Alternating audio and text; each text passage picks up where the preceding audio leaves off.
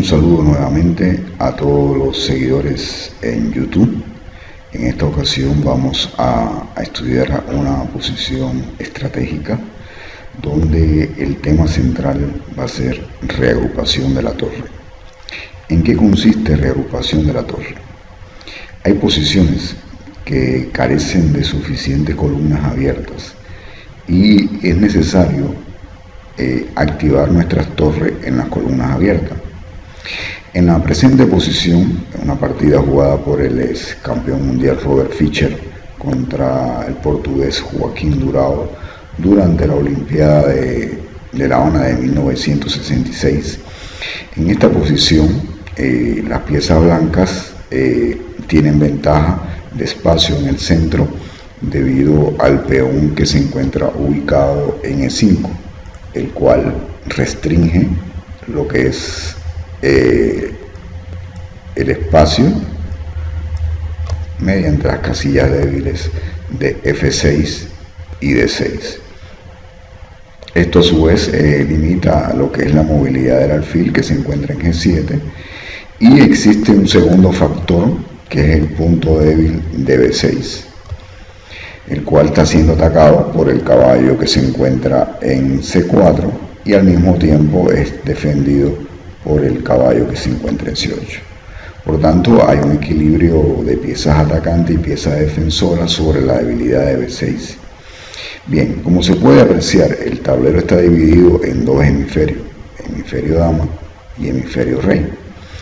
En el hemisferio dama, las blancas tienen una cierta iniciativa mediante la presión que ejercen sobre el peón de B6, y en el centro tienen ventaja de espacio debido al peón de E5 que fue explicado anteriormente. Por su parte, las negras disponen de una columna abierta donde tienen ubicada la torre de D8. Las blancas, para tratar de incrementar su actividad, van a utilizar el tema reagrupación de la torre, debido que no hay suficientes columnas abiertas en la posición y la única columna está controlada por la torre de D8. Por tanto, aquí las blancas utilizan el movimiento torre A3. La idea es trasladar la torre hacia la casilla B3 y crear presión sobre el peón de B6. Este tipo de maniobra posicional, llamada reagrupación de la torre, se determina como una creación de una columna semiabierta virtual. ¿Por qué se denomina columna semiabierta virtual? Porque técnicamente se denomina a una columna semiabierta cuando solamente existe un peón de un bando, ¿verdad? En este caso, al colocar la torre en B3, se convierte en una columna semiabierta, porque solamente la acción de la torre hacia el punto B6 solamente existe un solo peón. Las piezas negras, ante la amenaza torre B3, deciden trasladar la torre de E7 hacia la casilla C7 para proteger el peón de B6. Las blancas siguen con su plan torre B3, ¿verdad?, creando un ataque directo sobre el peón B6 con ambas piezas, y esto obliga al siguiente movimiento de torre C6. Como se podrá dar cuenta, la posición de la blanca tuvo una mejoría al activar la torre que se encontraba en A1 y llevarla hacia la casilla B3 atacando el peón de B6. Por su parte, las piezas negras han quedado con una pieza pasiva con la torre en C6 que no dispone de suficiente movilidad. Basado en el concepto posicional, se deben mejorar todas las piezas y llevarla hacia casillas más activas. Bien, en este caso el caballo que está en D2 ya cumplió su rol en la protección del caballo de C4 y ya no está haciendo absolutamente nada en la casilla de D2. Por tanto, el caballo va a buscar una mejor casilla. Bien, aquí el objetivo es el peón de B6. Por tanto, las blancas fijan al caballo de C8 como un objetivo de cambio para debilitar el peón de B6 y juegan en este momento caballo E4. Bien, la amenaza evidentemente es caballo D6 para ser cambiado por el caballo que se encuentra en C8. Ante esta amenaza, las piezas negras jugaron alfil F8 con el objetivo de proteger la casilla D6 y evitar el cambio de caballos en D6. Pero al retirar el alfil a F8, la casilla F6 ha quedado vulnerable, se ha convertido en una casilla débil. Se han mejorado dos piezas, la torre en B3 y el caballo que se encuentra en E4.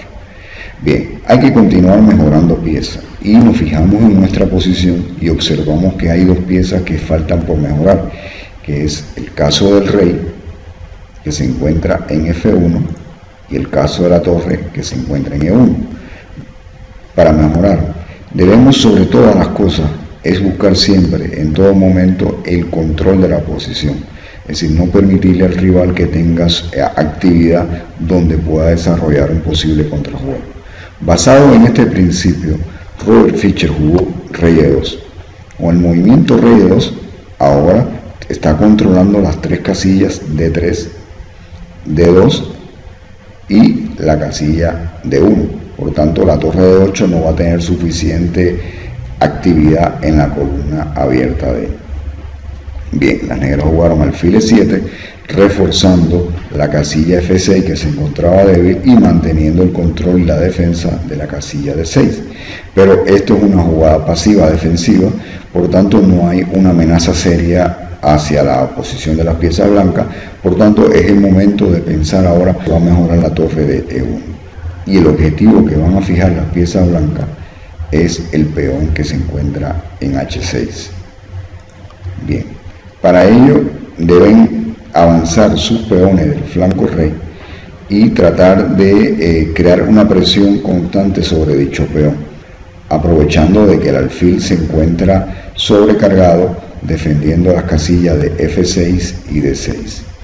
Las blancas juegan por tanto F4 para comenzar a movilizar los peones y dar una mayor movilidad y espacio en este sector del tablero. Las negras jugaron rey F8, que es un error estratégico porque el rey comienza a alejarse del flanco del rey, pero lo más importante es que las negras tenían que haber jugado en este momento el movimiento H5. ¿Para qué? Para controlar la casilla G4. Ahora, con el movimiento rey F8, las blancas continúan con G4, controlando la casilla H5. Es muy importante que usted domine el concepto que antes de atacar una debilidad, es importante fijarla primero. El movimiento G4 está controlando la casilla H5, fijando el avance H5 de las negras. Las negras continuaron con el plan de rey E8 y ahora es el turno de jugar la torre a F1. La idea de torre F1 es simplemente reagrupar la otra torre pasiva hacia la casilla H3 por la vía de F3.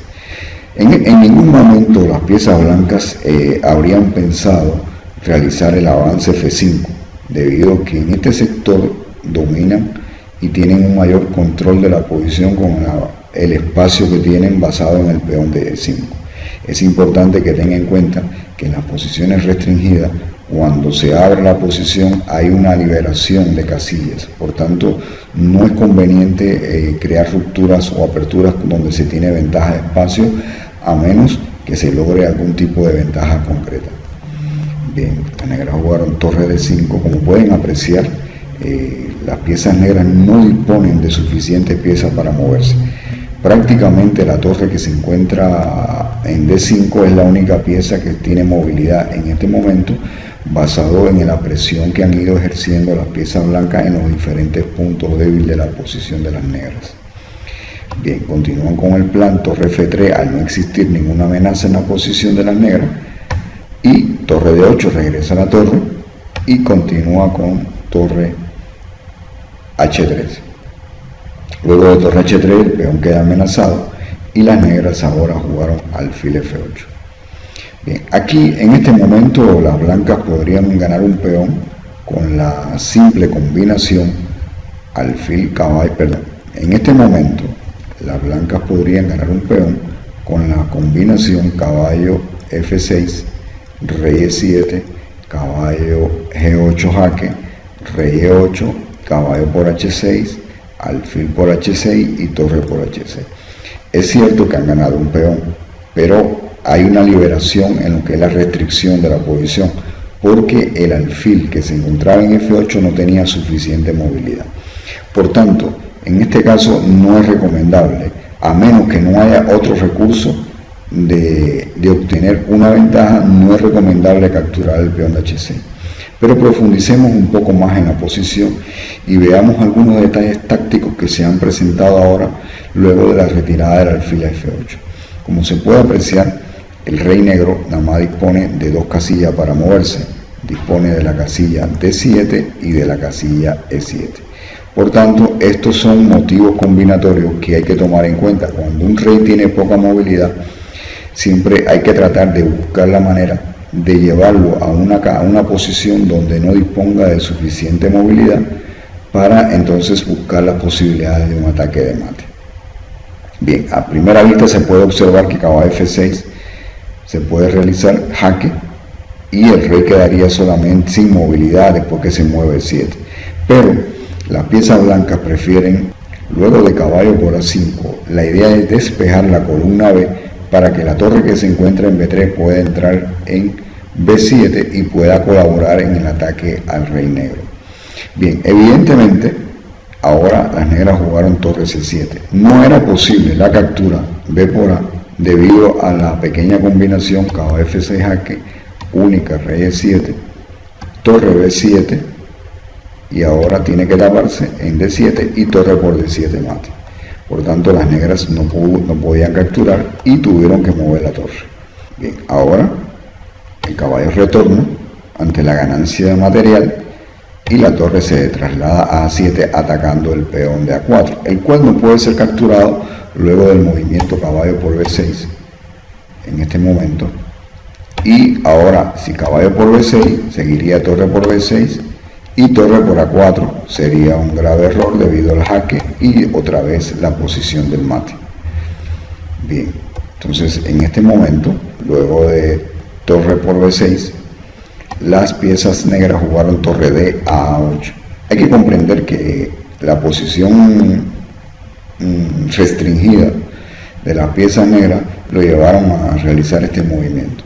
Era preferible jugar en esta posición C4 para darle movilidad al alfil y darle mayor movilidad al rey. Ahora, luego del movimiento torre D a A8, el rey va a caer en una posición un poco desesperada. Primeramente, caballo F6 jaque para limitarle la movilidad. El rey evidentemente se traslada de 8 para escaparse por C7. Por tanto, torre C6 limitándole el escape al rey y ahora las negras juegan torre C7. Es importante que usted conozca que cuando se posee ventaja material, el principio fundamental de capa blanca siempre va a ser muy efectivo, que es cambiar las piezas. Cuando se cambian las piezas, se evitan las posibilidades de contrajuego del rival. Ahora continuaron con torre D3 jaque, única rey C8, se cambian las torres, rey por C7 y ahora la torre entra con jaque, capturando el peón de F7. Realmente la posición está prácticamente perdida, pero es muy instructiva la manera efectiva con que Robert Fischer materializa la ventaja material, siempre sin descuidar la posición. Aunque está ganada, él mantiene una concentración limitando en todo momento las posibilidades de actividad. Bien, las negras jugaron C4 debido a que el peón de A4 no puede ser capturado debido a la captura del alfil torre por F8. Por tanto, jugaron C4 y ahora nuevamente otra jugada muy eficaz, evitando nuevamente que la torre se movilice luego de caballo D7 atacando el alfil. El alfil se mueve a C5 y otra vez la simplificación, caballo por C5, rey por C5 y ahora una jugada muy eficaz nuevamente, torre C5 jaque, obligando a que el rey vaya a la casilla de 5 para poder proteger el peón, y Fischer remate de una manera elegante y simple con el avance B4. La amenaza es rey E3 seguido de torre C5 mate. En caso de la captura C por B, seguiría rey D3 con la amenaza de C4, mate.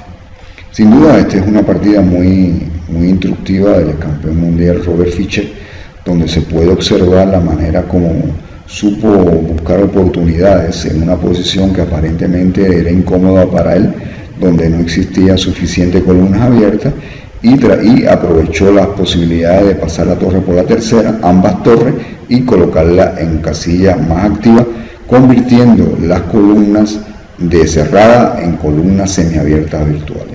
Espero que esta posición le haya sido de su interés y hayan podido sacarle provecho a lo mismo. Hasta un nuevo encuentro.